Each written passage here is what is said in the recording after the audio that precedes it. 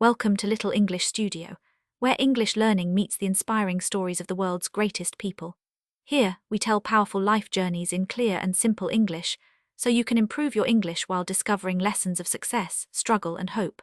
Today, we bring you the incredible story of Christopher Columbus, the man whose voyages changed the map of the world, opened a new age of exploration, and forever connected Europe with the Americas. This is the story of dreams, courage, mistakes, and legacy. Christopher Columbus was born in 1451 in the busy seaport of Genoa, Italy. His father, Domenico, was a wool weaver, and his mother, Susanna, cared for the family. From a young age, Columbus loved the sea. He watched ships come and go, carrying spices, silk, and gold. He heard sailors tell stories about strange lands and dangerous waters. He studied reading, writing, Latin, and geography. He was fascinated by maps and books about Marco Polo and ancient travelers. While other children played in the streets, young Christopher dreamed of the ocean. At 14 years old, he went to sea for the first time. The salty wind, the rolling waves, and the endless horizon became his classroom.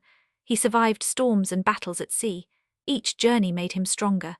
As a teenager and young man, Columbus worked on merchant ships that traveled around the Mediterranean. He sailed to North Africa, Portugal, and even as far as England. In 1476, when he was only 25, his ship was attacked by pirates off the coast of Portugal. His ship sank, but Columbus survived by clinging to a piece of wood. He swam to shore. This accident brought him to Portugal, a kingdom that was then the leader in exploration. The Portuguese were sailing around Africa to find a sea route to India and China. In Lisbon, Columbus studied navigation and mathematics. He married a noblewoman, Philippa Moniz, and through her, he gained access to important maps and nautical charts. He learned about the winds, the currents, and the stars. He listened carefully to stories of sailors who believed there were unknown lands across the Atlantic. At that time, Europeans wanted spices, silk, and gold from Asia. The land route, the Silk Road, was long and dangerous. The Portuguese tried sailing around Africa to reach India, but Columbus had another idea. He believed the earth was round, something educated people already knew, but he thought it was much smaller than it really was. He argued, if we sail west across the Atlantic Ocean, we will reach Asia faster. Many experts disagreed. They said the ocean was too wide. They were correct, but Columbus refused to give up. For years he tried to find support for his dream. He asked the kings of Portugal, but they rejected him. He asked the leaders of England and France, but they also said no. Columbus was poor, his wife died young, and he had to care for his son Diego. Yet he never stopped believing in his dream.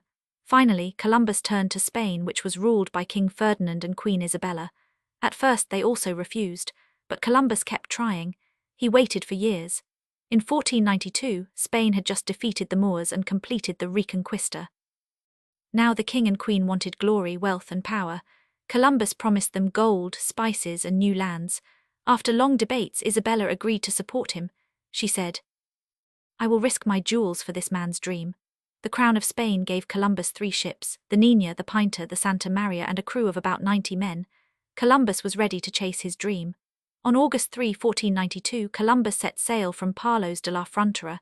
His heart was full of hope, but many sailors were afraid. They feared sea monsters and falling off the edge of the world. Days turned into weeks. The ocean seemed endless. Food and water ran low. The crew grew restless. Some wanted to turn back, but Columbus inspired them. He said, "Sail on, we will find land."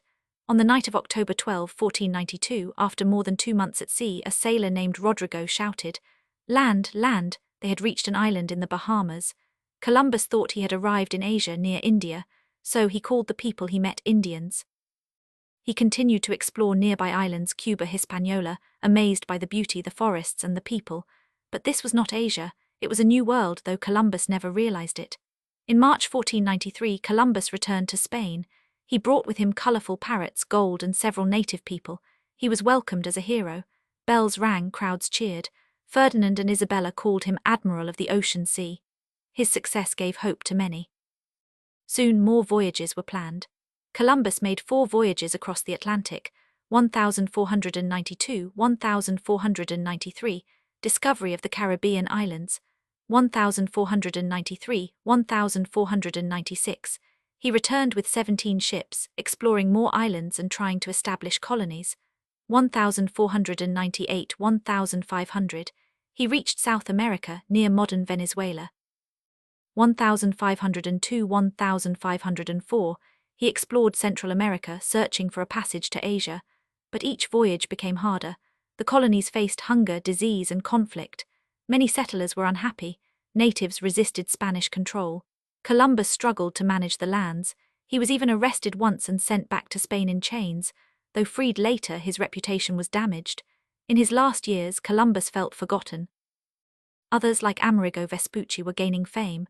The new lands were called America, not Columbia. He still believed he had reached Asia, never understanding that he had opened the way to two vast continents. Christopher Columbus died in 1506 in Valladolid, Spain. He was about 55 years old, poor, sick, and still dreaming of Asia. Columbus's voyages changed history forever. He connected Europe and the Americas. His journeys began the age of exploration. He inspired other explorers like Vasco da Gama, Magellan, and Cortez, but his legacy is also controversial. His arrival led to the suffering of millions of indigenous people through disease, war, and colonization. Today, Columbus is remembered both as a brave explorer and a symbol of colonization. Life lessons from Columbus: dream big even when others doubt you. Courage can change history. Success is complicated. Glory and mistakes often go together. What we discover may not be what we expect, but it can still change the world. This was the story of Christopher Columbus, the man who sailed into history, the man whose dream of the ocean shaped the modern world. Thank you for watching Little English Studio. Remember, learning English can also be a journey, full of discovery, courage, and adventure.